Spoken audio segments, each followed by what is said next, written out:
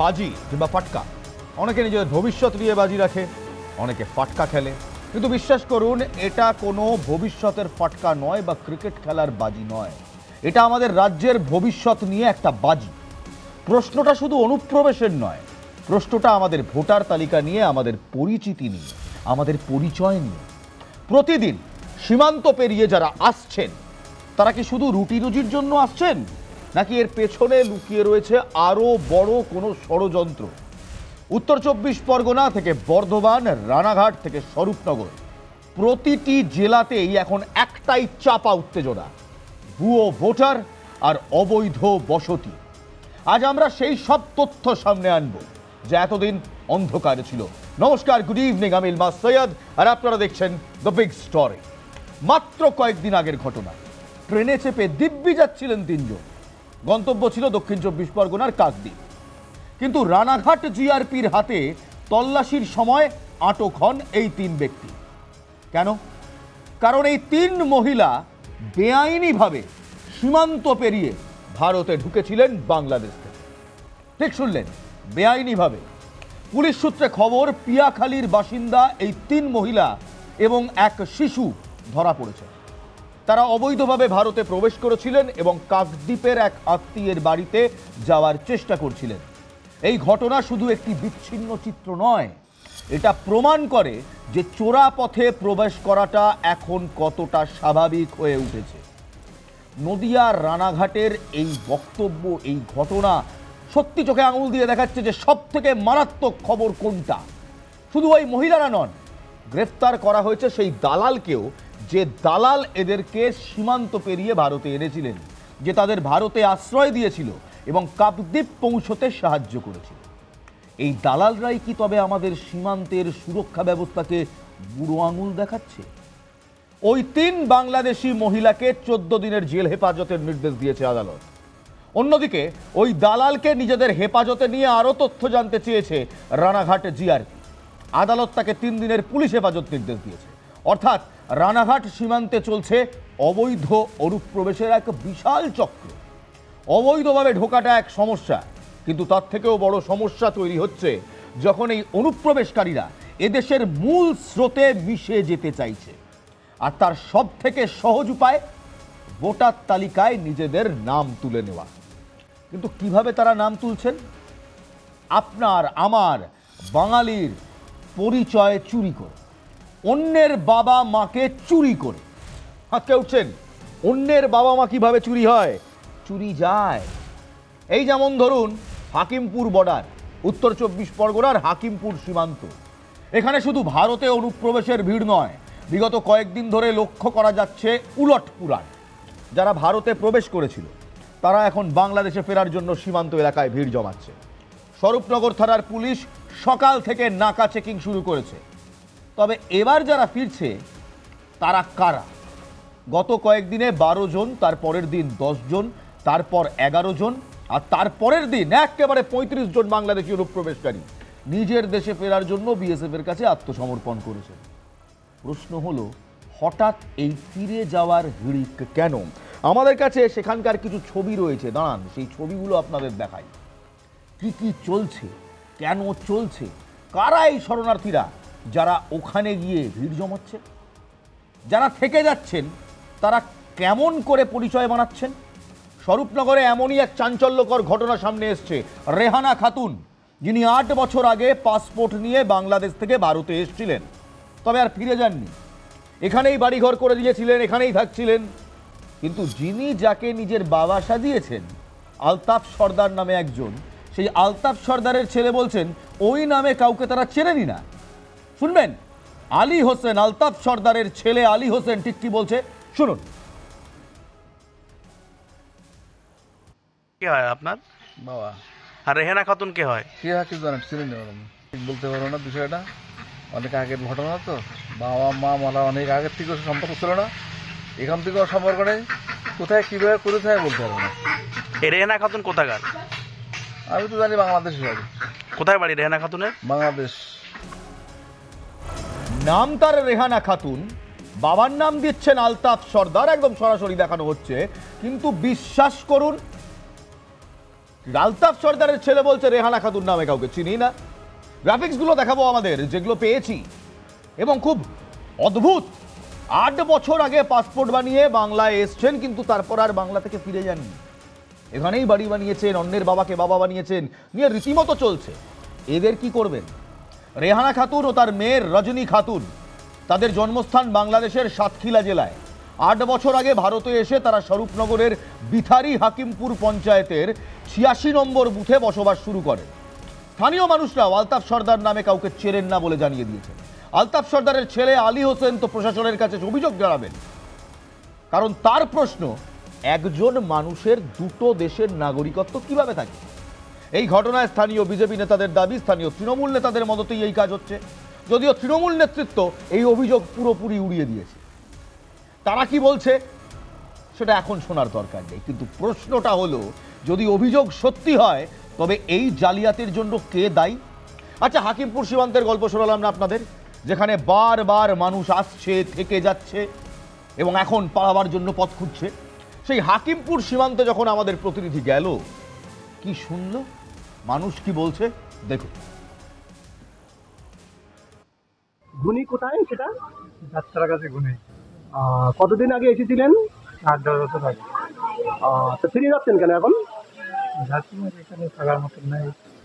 আপনার কারো কাগজপত্র কিছু হয়নি? না কিছু করেননি? না, আসছিলেন কোন সাইড দিয়ে? ওই হঠাৎ তো আসছে না, দিল্লি ঘর তো বাংলাদেশে কোথায় বাড়ি আপনার? সন্ধ্যা হচ্ছে না। তখন আসছিলেন কোন দালাল টালাল ধরে আসছিলেন? হ্যাঁ, হ্যাঁ, দালালে কত নিয়েছিল? 10,000 টাকা। আসছিলে বাংলাদেশ থেকে 1.5 বছর আগে। তো কি আসার সময় কোন বর্ডার দিয়ে আসছিলে? এটা তো বলতে পারবো না, আমরা দালাল ধরে আসছিলে? এটা আমার বাপ মা সাথে করে নিয়েছিল, আচ্ছা। তারাও এইভাবে চলে গেছে। আচ্ছা আচ্ছা এই আচ্ছা। আমরা দিতে পেরেছিলাম না, পয়সা করি কম ছিল, এর জন্য এখন কিছু পয়সা হয়েছে, হুম। এখন আমরা যাচ্ছি। কোথায় বাংলাদেশে বাড়ি কোথায়? মা ভুল না, খুলনায়। আসছেন কবে আসছেন? কালকে কোথায় থাকেন কোথায়? থাকতাম বড়নগর। হ্যাঁ? বড়নগর বরানগর। কতদিন আগে আসছিলেন? এলাম 2 বছর। তো কোনো কাগজপত্র কিছু নেই? ফিরি বাংলাদেশ যাচ্ছে। বাংলাদেশে বাড়ি কোথায়? সাতক্ষীরা জেলা শ্যামনগর থানা। কোন বর্ডার দিয়ে গিয়েছিলেন? ওই নিশির ভোটার যে কোন ভোটারটা আমার দালাল মারফত নাকি? না না, এমনি আমি কালকে রাত্রি কোথায় থাকতেন এদিকে? কালকে সকালবেলা কোথায় থাকতেন এদিকে? হ্যাঁ, একটু জোরে বলেন। গোলাপ বাবুর অবস্থা সবাই স্বীকার করে নিচ্ছে, একেবারে দ্য বিগ স্টোরি ক্যালকাটা নিউজের ক্যামেরার সামনে স্বীকার করে নিচ্ছে অবৈধভাবে এসেছিলেন। স্বরূপনগরের ঘটনা যখন সামনে, তখন দেগঙ্গার চিত্র আরও ভয়াবহ। কল্পনা করুন, আপনার মৃত মাকে ব্যবহার করে একজন বিদেশি আপনার ভোটার তালিকায় নাম তুলছে। দেগঙ্গার বেলিয়াঘাটা খালধার পাড়ার 119 নম্বর বুথ, ঠিক এখানেই এটাই ঘটেছে। শেফালি মণ্ডল নামে এক বাংলাদেশি মহিলা এক ভারতীয় ভোটার উষারানী মণ্ডলকে নিজের মা সাজিয়ে ভোটার হয়েছে। বাবু, উষারানী মণ্ডলের ছেলে নিমাই মণ্ডল পরিষ্কার বলছেন তার মা, নির্মল মণ্ডল পরিষ্কার বলছেন তার মা প্রয়াত হয়েছেন, আর শেফালি মণ্ডল একজন বাংলাদেশি, তার সঙ্গে তাদের কোনো সম্পর্ক নেই। অন্যদিকে শেফালি মণ্ডল নিজে দাবি করছেন তিনি 26 বছর আগে বাংলাদেশ থেকে এসেছেন ভারতে। তখন ভোটার তালিকার সময় তিনি আদালত থেকে এফিডেভিট করে ভোটার হয়েছিলেন। দাঁড়ান দেখাবো। প্রথমে শোনাবো সেই শেফালি মণ্ডল, যিনি নকল কাউকে, মৃত কাউকে নিজের মা সাজিয়ে ভোটার লিস্টে নাম তুলেছেন, সেই শেফালি মণ্ডলের বার্তা শুনুন। ওটা মা না, আমার মা বাবা বাংলাদেশে, মানে পাশাপাশি থাকি। ধরো একটা সম্পর্কের যত ডাকতে হয়, ধরো এরা যারা বোন বলে ডাকি, আমি মা বলে ডাকতাম। উনি নিজেই বলছেন, স্বীকার করছেন যে এটা ওনার মা বাবা নয়।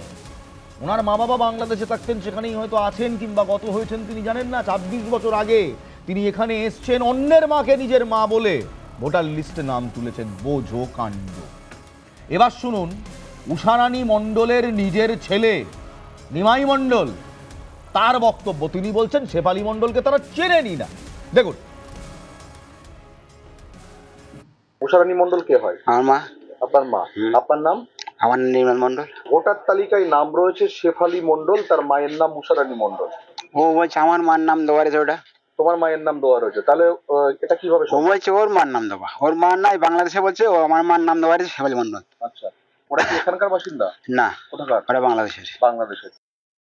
যাচ্ছেন না, ভোটার হয়েছিলেন, যাকে নিজের মা হিসেবে ব্যবহার করেছেন তিনি তার নিজের মাই নন, যিনি বর্তমানে বাংলাদেশের বাসিন্দা। প্রশ্ন উঠছে, বাংলাদেশের মায়ের প্রমাণপত্র কিভাবে ব্যবহার করে তিনি এদেশের ভোটার হলেন? এর উত্তর কে দেবে? এবার চলুন একটু হুগলি থেকে ঘুরে আসি। হুগলির চম্পাডাঙ্গা, যখন প্রশাসনের পক্ষ থেকে ভোটার তালিকা সংশোধনের কাজ কিংবা এসআইআর শুরু হলো, তখন এই হুগলিতে কি হলো জানেন?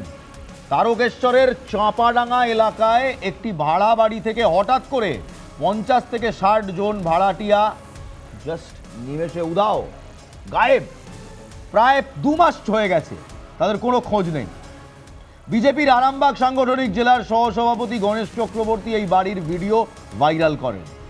তার অভিযোগ, এই বাড়িটিতে বাংলাদেশিরা ভাড়া থাকতো এবং এসআইআর শুরু হওয়ার পর থেকেই তারা নাকি এলাকা ছাড়ে পালিয়েছে। এরা ভাঙাড়ি বা ফেরিওয়ালার কাজ করতেন। এই ভাইরাল ভিডিও এলাকায় চাপা উত্তেজনা তৈরি করেছে, যদিও স্থানীয় তৃণমূল নেতা এবং বাড়ির মালিক শেখ জাহির দাবি করছে বাড়ি 1 বছর ধরে নাকি ফাঁকাই পড়ে আছে এবং মিথ্যা অপপ্রচার করা হচ্ছে। কিন্তু যদি তারা নির্দোষ হন, তবে সেই 50 থেকে 60 জন মানুষ এখন তড়িঘড়ি এলাকা ছাড়লেন, এই প্রশ্ন কিন্তু থেকেই যাচ্ছে। স্থানীয় সংখ্যালঘু সম্প্রদায়ের মানুষরা এসআইআর সমর্থন করলেও তাদের অভিযোগ, কেউ কেউ নাকি বিশেষ রাজনৈতিক দলের ছায়ায় অশান্তি তৈরি করতে চাইছে। অন্যদিকে আইএসএফের দাবি, যদি ঘটনা সত্যি হয় তবে আইনত ব্যবস্থা নেওয়া হোক, আর যদি মিথ্যে হয় তবে বিজেপিকে জবাব দিতে হবে। তাহলে বুঝতে পারছেন এর সঙ্গেও কি সূক্ষ্মভাবে, কি পুঙ্খানুপুঙ্খভাবে তৃণমূল, বিজেপি, আইএসএফের দ্বন্দ্ব আটকে গিয়েছে। সেই বাড়ির মালিকের বক্তব্য আপনাদের শোনাবো, দেখুন। এটা পুরোপুরি মিথ্যে কথা। এটা এই ঘরটা এখন আমার 1 বছর বন্ধ পড়ে আছে। এই ঘরে আমি ভাড়া দিতাম আগে, যেনারা ভাড়া থাকতো একদম আনসার বলে ওই সামনে ভাড়া থাকে, ও আমার ভাড়া ছিল দীর্ঘদিন যাবত, 1 বছর এখন নাই। এই পানি জমে যায়, জল জমে যায়, কাদা হয়, সেই জন্য আমার কাছে ছেড়ে চলে গেছে। 1 বছর নাগাদ আমার এই ঘরটা বন্ধ পড়ে আছে। এরকম কোনো বাংলাদেশি আমার কাছে আসা যাওয়া করতো, হকারগিরি করে খাই, তাদেরকে ভাড়া দিতাম। জানি গণেশ চক্রবর্তী করেছে ওটা, হ্যাঁ, কেন করলো, কি জন্য করলো আমরা জানি নেই। আমি ওর জন্য আইনি পদক্ষেপ নেব। একদিকে যেমন অবৈধ অনুপ্রবেশকারীরা তালিকা নষ্ট করছে, তেমনই প্রশাসনিক বা প্রযুক্তিগত দুর্বলতাও কিন্তু এই সমস্যাকে আরো গভীর করছে। বর্ধমানের কাটোয়ার এক নজিরবিহীন ঘটনা। কাটোয়ার বাসিন্দা শ্রাবণী মুখার্জি, দীর্ঘদিনের ভোটার, বাংলার ভোটার। তিনি যখন এসআইআর ফর্ম অনলাইনে জমা দিতে যান, তখন দেখা যায় তার ফর্ম নাকি আগে থেকেই জমা হয়ে গিয়েছে। আরও খতিয়ে দেখে যা জানা গেল, তাতে সবার চোখ কপালে উঠেছে। শ্রাবণী দেবীর নাম নথিভুক্ত হয়ে রয়েছে গুজরাটের 41 নম্বর ওয়ার্ড ঘাটলদিয়া বিধানসভা, আহমেদাবাদ জেলায়। বাউন কাণ্ড, বাংলার ভোটার, নাম এসআইআরে জমা পড়েছে গুজরাটে। কি বলছে তারা শুনুন। অফিসার এসেছিল এখানে, তো ওনার নাম শ্রাবণী মুখার্জি, আর গুজরাটের একজন আছে তার নাম হচ্ছে শ্রাবণী। তো দুজনের নাম একসাথে হয়ে গেছে, ওখানে অলরেডি অ্যাডমিট করা আছে। তো যাতে এখানে হয়ে যায়, উনি 2002 সালের ভোটার, তো যাতে দীর্ঘদিনের বাসিন্দা, যাতে এই নামটা চেঞ্জ করে যেতে এখানে করা যায়, সেটা হলে সবথেকে কৃতজ্ঞ হব। উনি তো দীর্ঘদিন ধরেই এখানকার বাসিন্দা, যেহেতু ও 2000 সালে এখানকারই ভোটার, হ্যাঁ, 2002 সালে এখানে ভোট দিয়েছেন। তো অথচ ওর নামটা নাকি গুজরাটে চলে গেছেন, যাতে ওটা ব্যবস্থা করে দিতে পারেন, তাহলে খুব কৃতজ্ঞ। বনি দেবীর পরিবারের দাবি, তিনি কোনোদিন গুজরাটে যানইনি, কোনো সম্পর্কই নেই গুজরাটের শহরে। তাহলে কিভাবে তার নাম সেখানে চলে গেল? বিশেষজ্ঞরা বলছেন ডেটাবেস মার্জিং বা ইন্টারলিঙ্কিংয়ের ত্রুটি থেকে এমন সমস্যা হতে পারে। তবে ভোটাধিকার সংক্রান্ত বিষয় এমন গরমিল অত্যন্ত গুরুতর। একদিকে অবৈধভাবে নাম ঢোকানো হচ্ছে, অন্যদিকে আসল ভোটারদের নাম হাওয়া হয়ে অন্য রাজ্যে চলে যাচ্ছে। এই ভুল কি শুধুই প্রশাসনিক ত্রুটি, নাকি প্রযুক্তির গরমিল, নাকি ষড়যন্ত্র?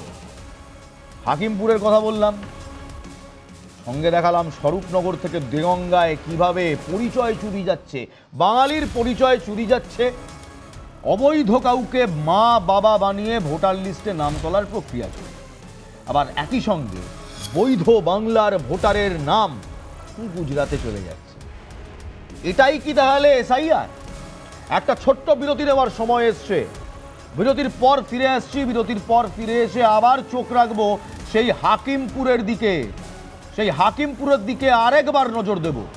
কেন এত লোক বাংলাদেশে ফেরত যাচ্ছে, তারা কারা? হাকিমপুর সীমানার ছবি দেখালাম না আপনাদের। অবৈধ অনুপ্রবেশকারীরা তো হয় চলে যাচ্ছেন, বা ধরা পড়ছেন, বা আত্মসমর্পণ করছেন। কিন্তু আসল সমস্যায় পড়ছেন কারা জানেন? আলী হোসেন, যার মৃত বাবার নাম ব্যবহার করা হচ্ছে, নির্মল মণ্ডল, যার প্রয়াত মায়ের পরিচয় চুরি হলো, আর শ্রাবণী মুখার্জিরা, যার বৈধ ভোটাধিকার আজ গুজরাটের তালিকায় বন্দী। এই অনুপ্রবেশের আসল মূল কিংবা আসল মূল্য চোকাচ্ছে কারা? এদেশের সাধারণ নাগরিকরা, আমরা, আপনারা। পশ্চিমবঙ্গের ভোটার তালিকা আজ অনেকেই বলছে যেন এক ল্যাবরেটরি। এখানে পরিচয় বদল হচ্ছে, জালিয়াতি হচ্ছে, আর তা নিয়ে চলছে সীমাহীন রাজনৈতিক দোষারোপ। প্রশাসনকে দ্রুত ব্যবস্থা নিতে হবে, নথিপত্রের গড়মিল দূর করতে হবে। যারা বেআইনিভাবে এদেশে ঢুকছেন বা ভোটার হয়েছেন, তাদের বিরুদ্ধে কঠোর আইনত ব্যবস্থা নেওয়া হোক, তা সে যে আমলেই হোক না কেন। সীমান্তের সুরক্ষা আরও জোরদার করতে হবে। ভুয়ো ভোটারদের প্রবেশ মানে শুধু জনসংখ্যার বৃদ্ধি নয়, এর মানে আমাদের সমাজের স্থিতিশীলতা আর আমাদের পরিচিতির ওপর এক গভীর আঘাত। সরকার যেই হোক, ভোটার তালিকা যদি দুর্নীতিমুক্ত না হয়, তবে ভারতের ভবিষ্যৎ সুরক্ষিত নয়।